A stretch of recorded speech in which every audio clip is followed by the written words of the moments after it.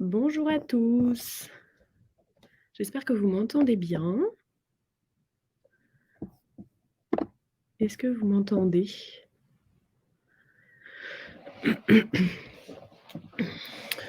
J'attends simplement des petites réponses comme ça pour être sûre que ça fonctionne. Super, merci Amélie. Impeccable. Écoutez, je suis ravie de vous retrouver ce soir pour ce webinaire. En attendant que tout le monde ait le temps de se connecter un petit peu, je vais simplement me permettre de vous expliquer comment ça va se passer. Du coup, je vais parler pendant à peu près 30 minutes et je vais garder 15 bonnes minutes à la fin pour répondre à toutes vos questions. Ce qui est bien important à prendre en compte, c'est que surtout, il est préférable pour vous que vous posiez vos questions dans la boîte à questions qui se trouve en bas à droite de votre écran. Comme ça, ce sera plus facile pour moi. Et ce qui est intéressant dans cette boîte à questions, c'est que vous pouvez noter les questions. C'est-à-dire que si vous voyez quelqu'un qui pose une question qui vous intéresse, vous pouvez ajouter un petit 1. Et moi, ça me permet que les questions remontent et qu'on soit vraiment, que je sois sûre de voir ces questions-là et de les traiter évidemment en priorité. Et en plus, vous avez Sixtine qui est la cofondatrice du coup de Mempacap qui va se permettre aussi de m'épauler et de répondre aussi à vos questions par écrit. Comme ça, on va essayer de répondre à tout le monde. Donc écoutez, je pense qu'on va démarrer. Voilà, écoutez, bienvenue à tout le monde et puis c'est parti. Donc le thème du webinaire ce soir est bien du coup comment créer la vie professionnelle qui te ressemble. Donc pour vous en dire un petit peu plus, je vais commencer par me présenter. Donc moi j'ai 31 ans et du coup je travaille pour Mempacap qui est un organisme de bilan de compétences et j'ai moi-même effectué un bilan de compétences il y a 2 ans. Donc si vous voulez on pourra en parler à la fin sans problème. Vous voyez bien la présentation parce que j'ai démarré mais j'attends juste que vous me confirmiez pour être sûre. Vous voyez bien le PowerPoint, parfait. Ok, nickel. Alors, moi, c'est une question que je me suis posée, donc je vous la pose aujourd'hui. J'imagine que si vous êtes là, c'est aussi pour ça, mais est-ce qu'un jour, vous aussi, vous n'avez pas eu cette question qui vous est passée par la tête? Est-ce que mon métier me correspond vraiment? Je pense que c'est une question qui est large et qui parle à beaucoup de personnes aujourd'hui. Et du coup, je vais me permettre de parler un petit peu de chiffres. Aujourd'hui, on se rend compte, on s'est aperçu qu'il y a 49% des actifs français qui envisagent ou qui effectuent une reconversion professionnelle et qui y pensent forcément. Et à contrario, on a 12% de la population active française qui présente un risque de burn-out lié au mal-être au travail. Du coup, d'où le fait de prendre le temps de construire un projet professionnel qui vous ressemble et du coup de chercher un projet qui a du sens, en tout cas votre projet. Et pour éviter du coup ce type de situation et d'arriver à saturation, je pense que le plus important est peut-être de trouver des outils pour faire une introspection, pour prendre le temps de réfléchir à ses motivations, sa passion, ses centres d'intérêt. En tout cas, réfléchir à ce qui a du sens pour vous.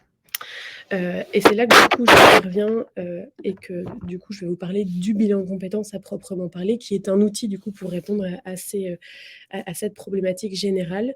Aujourd'hui en France, pour que vous ayez une idée, il y a 60 000% des personnes, 60 000%, pardon, c'est le nombre de bilans de compétences qui est réalisé en France par an. Donc c'est quand même, il y a quand même du monde qui fait des bilans de compétences et c'est vraiment un chouette outil que vous allez découvrir. La seule contrainte pour effectuer un bilan aujourd'hui, c'est vraiment de justifier de au moins 3 années d'expérience professionnelle. Vous le verrez pourquoi, parce qu'en fait le bilan de compétences se base sur des expériences vécues, donc il faut quand même que vous ayez un petit peu d'expérience pour justement avoir du recul sur tout ça. Alors du coup, la question du jour, qu'est-ce que le bilan de compétences? Une formation basée du coup, comme je viens de vous le dire, sur des expériences vécues et qui permettent de cerner les compétences qui sont transférables et nécessaires à un futur projet qu'on travaillera. Quels sont les objectifs du bilan de compétences? En fait, il peut y avoir plusieurs objectifs. Le premier, ça peut être une réorientation, donc une réorientation professionnelle, une reconversion. Ça peut être de travailler sur une évolution en interne ou en externe de votre entreprise et ça peut être aussi de travailler sur le fait de trouver un meilleur équilibre de sa vie professionnelle et de sa vie personnelle. Aujourd'hui, on met beaucoup trop sa vie personnelle de côté et l'idée, c'est vraiment d'essayer à travers le bilan de compétences de vous aider à rééquilibrer tout ça. Quels sont les bénéfices du bilan de compétences? Alors j'ai travaillé dessus. À mon sens, c'est vraiment, pouvoir prendre du recul sur vous-même, pouvoir, déterminer, vos motivations, analyser son parcours professionnel et définir un projet, pardon, professionnel réaliste. Alors, juste avant de parler de même pas cap et de rentrer plus en détail, est-ce que tout le monde, m'entend bien? Est-ce que ça se passe bien pour tout le monde? J'espère que c'est assez clair. J'ai pas encore vu de questions pour le moment. De toute façon, j'y répondrai à la fin, mais bon, nickel. Merci Delphine. C'est top. Comme je parle un petit peu toute seule, c'est plus sympa de voir que tout va bien pour vous aussi. Alors, même pas cap. Du coup, qui sommes-nous? Donc, on est une structure familiale qui a été créée il y a 3 ans. Notre objectif, c'est vraiment de rendre le bilan de compétences accessible à tous et vous montrer que c'est vraiment un outil qui peut vous aider quand on est perdu, quand on cherche plus de sens à son projet. On est un bilan de compétences qui se fait en 100 digital, on s'engage, à effectivement vous fournir un bilan de compétences de qualité. On n'a aucun doute là-dessus puisque notre méthodologie fait ses preuves depuis plus de 20 ans grâce à Aliette Truchery qui est la cofondatrice, de Même pas cap.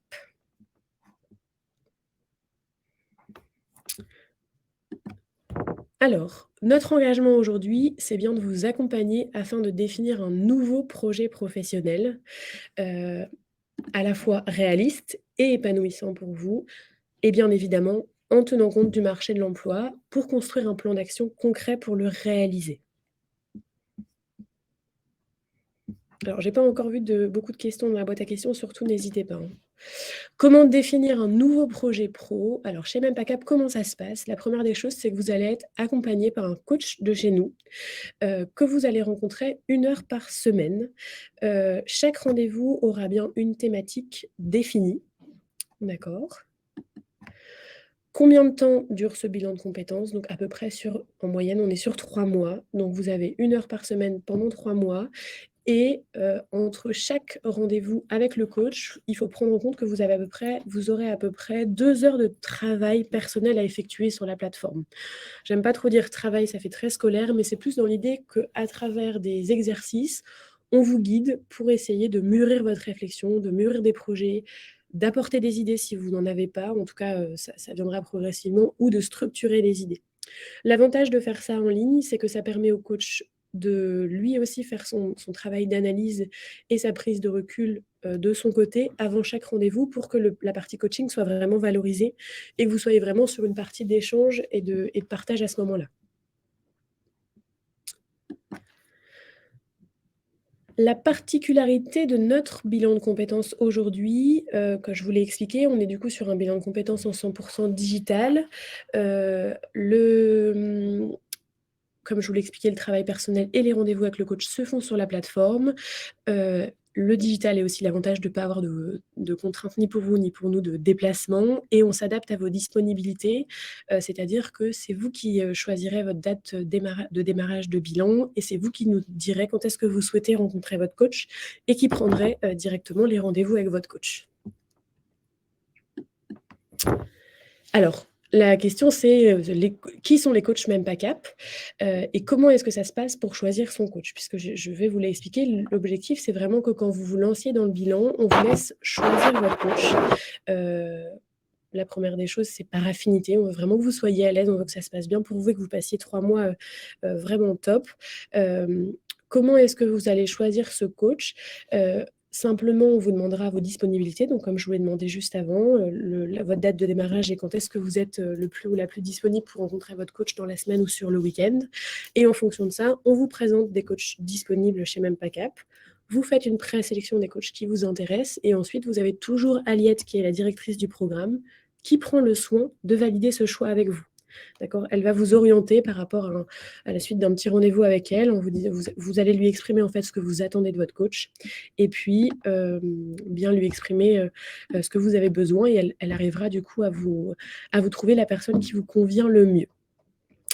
Nos coachs, du coup, ont des larges, disponibilités et ils sont tous sélectionnés et formés par Aliette pour et ils sont aussi, sélectionnés pour leurs compétences, leurs valeurs et leurs profils variés. Donc je vais vous expliquer tout ça.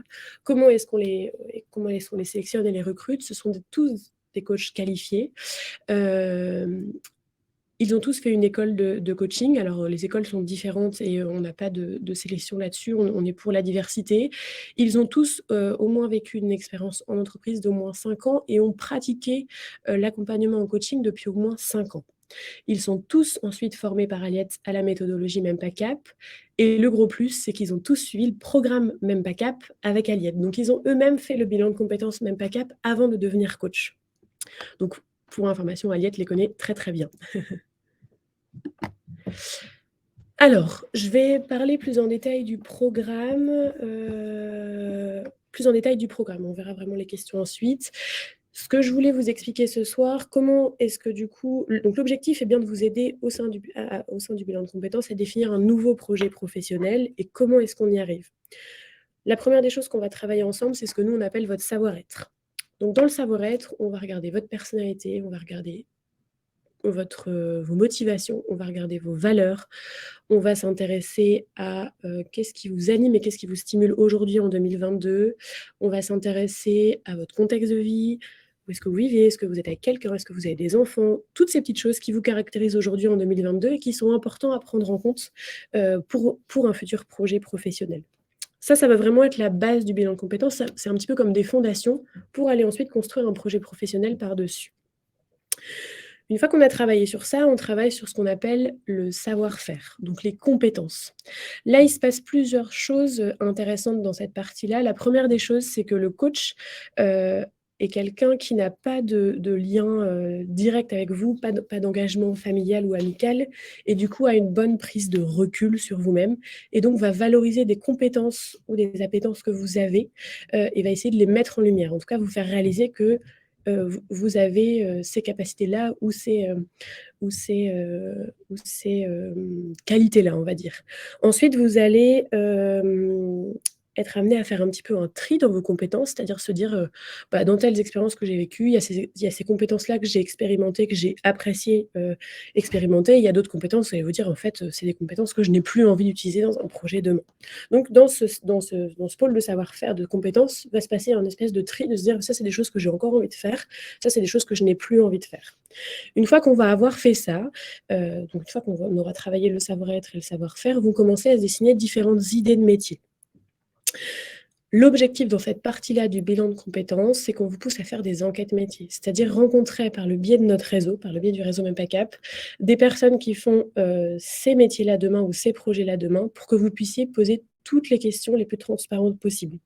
Que vous puissiez poser un peu les questions qu'on n'oserait pas poser en entretien d'embauche pour comprendre les enjeux pour vous, les enjeux pour le métier, qu'est-ce qui est stimulant, qu'est-ce qui est motivant, combien vous gagnez, combien vous avez de congés, qu'est-ce qu'une journée type, est-ce qu'il y a des possibilités d'évolution. Chacun après adapte ces questions en fonction de soi. L'idée, c'est de se rendre compte du quotidien et voir si on arrive à se projeter. Vous verrez que les enquêtes métiers vont vous permettre de laisser tomber certains projets et de valider un projet. C'est-à-dire qu'il y a au bout de certaines enquêtes métiers, vous allez vous dire finalement ça ne me correspond pas. Et par contre, vous allez vous rendre compte qu'il y a un projet qui va vraiment sortir du lot et que vous allez valider avec le coach. Une fois qu'on en est là, on définit vraiment le projet, c'est-à-dire si c'est un projet salarié, quel type de métier, dans quel type d'entreprise, dans quel secteur d'activité. On essaie d'être le plus précis possible et vous sortirez de votre bilan de compétences avec un titre de poste. Ça, c'est une certitude. Une fois qu'on a défini ça, ce qu'on fait, nous, c'est qu'on a la volonté de vous accompagner dans le lancement de ce projet. C'est-à-dire, une fois qu'on a défini le projet, comment est-ce qu'on fait pour y arriver? C'est la partie qui est difficile parce que vous êtes un peu au pied de la falaise, on est hyper excité, etc., mais il faut savoir se lancer. Du coup, on vous propose de construire ce qu'on appelle un plan d'action, c'est-à-dire un espèce de tableau de bord où on inscrit toutes les étapes que vous allez devoir effectuer pour arriver à ce projet-là dans quelques temps. Le plan d'action est très détaillé et si par exemple il y a besoin de faire une formation pour une reconversion ou autre, on ira regarder ensemble quelle est la formation dont vous avez besoin. Vous pourrez même aller regarder le meilleur organisme autour de chez vous, la prochaine date de la session qui vous intéresse, etc., etc. Donc voilà, une fois qu'on a défini le plan d'action, on met le bilan de compétences sur pause pendant 3 mois. Donc on vous laisse établir chaque étape, en tout cas procéder à valider toutes les étapes de votre plan d'action. Et au bout de 3 mois, on vous renvoie un petit mail pour que vous puissiez reprendre rendez-vous avec votre coach pour faire un rendez-vous de suivi, savoir comment vous allez. Ce rendez-vous-là, il est vraiment là pour vous propulser dans le projet et pour s'assurer que voilà, vous arriverez bien au projet qui aura été défini en bilan de compétences. Voilà, le programme est un petit peu dense, mais au moins vous avez, pas mal d'informations. Du coup, pour résumer même pas cap, 10 semaines entre 10 semaines et 3 mois d'accompagnement, un rendez-vous de suivi à l'issue du bilan de compétences, pas de contrainte de déplacement puisqu'on est en digital. On a plus de 50 coachs aujourd'hui aux profils variés, donc le choix est large et vous trouverez la personne qui vous correspond et un entretien hebdomadaire personnalisé puisque effectivement le bilan de compétences est individuel.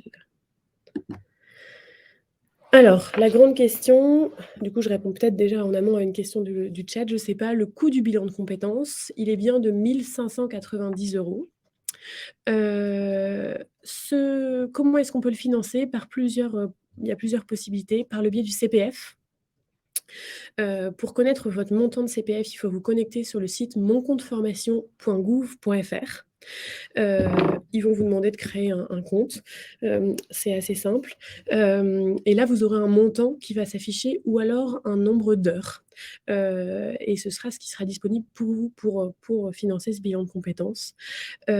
Si jamais vous n'avez pas le montant suffisant, on a mis en place des financements personnels jusqu'à 12 fois sans frais pour le complément ou pour la totalité. Vous avez aussi la possibilité de le financer, par le biais de votre entreprise si jamais vous êtes encore en poste et si jamais vous pensez que l'entreprise serait ouverte à vous le financer. Et dans certains cas, il est aussi possible de le financer par Pôle emploi et ça dépend vraiment de la région dans laquelle vous vivez. Il y a certains secteurs qui refusent le financement, d'autres l'acceptent. Il faut voir au cas par cas et ça, on pourra en discuter ensemble. Alors, si vous avez encore un doute, on est un bilan de compétences qui est certifié Calliope et pour information, nous avons la note de 4,83 sur 5 sur le site justement moncompteformation.gouv.fr. C'est aujourd'hui la meilleure note qui est attribuée, aux organismes de bilan de compétences, donc on est assez fiers. Et pour information, nous avons accompagné aujourd'hui plus de 2 900 clients depuis 2018.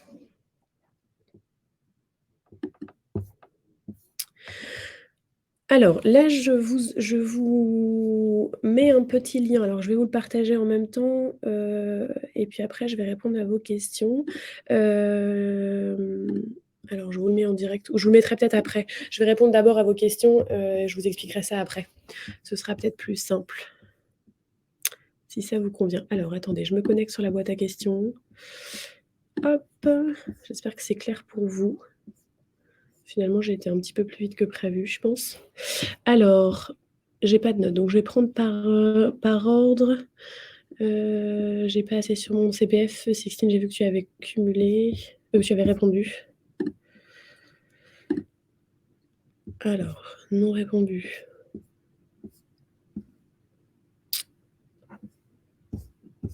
Alors attendez, je vais les prendre dans l'ordre.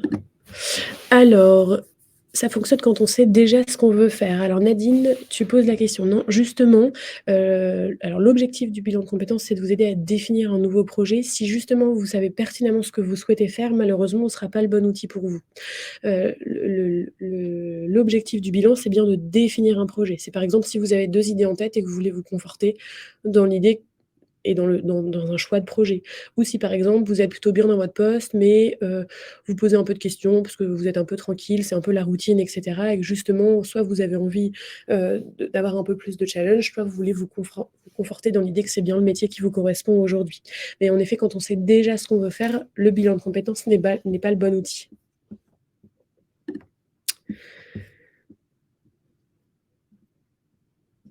Alors, pardon. Alors Marion, pouvez-vous donner des exemples d'exercices, s'il vous plaît? Alors, j'en ai parlé un tout petit peu pendant le programme. Au départ, par exemple, sur le savoir-être, vous allez forcément passer par un test de personnalité, c'est un peu inévitable. C'est pas très fun à faire, hein, je l'accorde. Par contre, ça a un double impact, c'est que le premier, c'est que ça permet au coach d'apprendre à vous connaître de façon vraiment approfondie et en même temps, ça vous permet une belle prise de recul sur vous-même. Ensuite, par exemple, sur le travail de compétences, on va vous demander, on va vous demander de faire un peu une introspection sur vos expériences et de se dire quelles sont les expériences dont vous êtes la plus fière aujourd'hui, que vous avez réalisées en pro et en extra pro, et puis de réfléchir aux compétences que vous avez été amené à utiliser. Par exemple, ça fait partie d'un des exercices qui seront amenés, que vous allez être amené à faire. Après, vous aurez les enquêtes métiers. Donc, les enquêtes métiers, on préparera bien avec le coach le premier rendez-vous, donc avec toutes les questions, etc. Et puis un peu pour vous mettre en situation, pour vous aider à vous lancer. Et puis ensuite, tous les enquêtes métiers, pardon, feront partie des exercices à faire à la maison. Donc voilà, le plan d'action, c'est pareil, vous allez aussi le travailler vous-même et puis ensuite mettre en commun avec le coach. En fait, j'en ai déjà un petit peu parlé pendant la présentation. Est-ce que ça répond, Marion? Dites-moi hein, si c'est pas suffisant, je peux continuer. Alors Delphine, tu me demandes, Pôle emploi est OK pour financer. Ils m'ont dit d'utiliser mon CPF pour un bilan. Ils m'ont dit qu'ils ne finançaient pas. En effet, alors ça dépend, des régions dans lesquelles on vit. Il y a certains pôles emploi qui acceptent de financer, d'autres pas. Moi, j'étais comme toi. Pardon, je me permets de tutoyer, excusez-moi. J'étais comme toi, Pôle emploi n'avait pas voulu que j'utilise, n'avait pas voulu me le financer. Par contre, il m'avait bien dit que si jamais j'avais besoin d'une formation derrière et que j'arrivais avec un projet défini à la suite de mon bilan de compétences, il m'aiderait à financer la formation. Par contre, malheureusement, ils ne financent pas encore aujourd'hui de bilan de compétences. Ils font aujourd'hui un accompagnement qui s'appelle Active Emploi, qui est plus à disposition pour vous aider à vous remettre sur le marché de l'emploi et qui ne vous permet pas de vous remettre en question sur justement sur votre projet, sur le fait de chercher plus de sens, sur le fait de trouver un meilleur équilibre. Leur objectif, c'est quand même de vous remettre sur le marché de l'emploi le plus vite possible. Donc, ils vont regarder vos études et puis, grosso modo, ils vont vous dire dans quel type de métier il faut que vous cherchiez par rapport au marché actuel. Mais il est vrai que le bilan de compétences à proprement parler, Pôle emploi ne le finance pas aujourd'hui. Par contre, je le redis, ils peuvent aider le financement des formations derrière, une fois que le projet est bien défini. J'espère que j'ai bien répondu à ta question. Alors ensuite,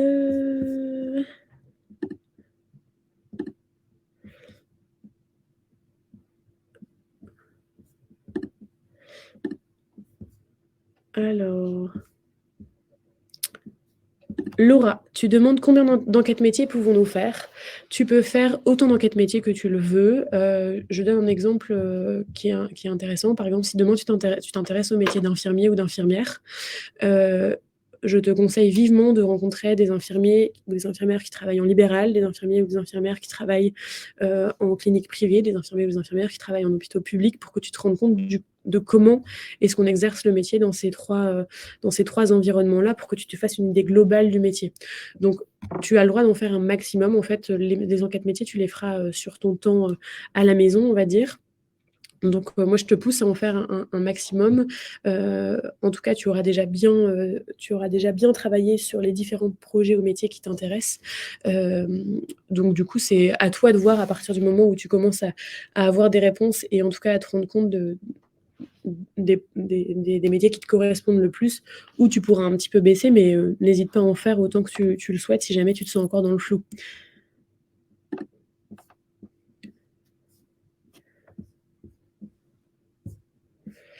Alors attendez, parce que je me perds un peu avec l'outil, je suis désolée, je dois pas être trop douée. Alors attends, Laura, je réponds à ta question. On est d'accord que c'est un entretien avec quelqu'un, l'enquête métier. Alors, en fait, non. L'enquête métier, c'est on vous met en relation avec des personnes de même PACAP. Donc, en fait, on a créé une communauté aujourd'hui. Comme je vous le disais tout à l'heure, on a 2900 personnes qui ont fait le bilan de compétences chez nous et on a créé une plateforme, enfin une communauté via Facebook où, en fait, toutes ces personnes-là qui ont fait le bilan de compétences, en tout cas aujourd'hui, il y a à peu près, je crois, 2000 personnes, si je ne me trompe pas, sur le groupe, qui ont accepté du coup de faire partie de cette communauté-là et qui partagent leur réseau et qui peuvent vous partager leurs expériences. Donc simplement, c'est une prise de contact et puis après, on échange le numéro de téléphone. Si on habite dans la même ville, on se rencontre pour un café. Ça, c'est à vous de voir comment vous le sentez. Moi, quand j'ai fait mon bilan de compétences, j'ai fait toutes les enquêtes métiers non, j'en ai fait par téléphone et je suis allée en présentiel aussi. Mais c'est pas forcément en visio. Ça, vous le verrez avec la personne avec qui vous discuterez du métier. Et par rapport au réseau, au-delà de ce groupe-là, vous aurez un petit peu le réseau du coach à disposition et puis votre réseau, familial et amical à dispo. J'espère que j'ai répondu comme il fallait pour toi. Alors Nadine, tu me poses la question: «Avez-vous fait un bilan de compétences?» Oui, j'ai fait un bilan de compétences il y a 2 ans parce que, je venais d'avoir un bébé. J'étais pas du tout épanouie dans mon métier, en tout cas je m'en rendais pas compte, mais humainement ça n'allait pas du tout, et donc je me suis posé pas mal de questions. J'avais des amis qui avaient fait un bilan de compétences et je me suis lancée et j'ai adoré l'expérience. Je trouve qu'on apprend énormément sur soi. Je trouve que ça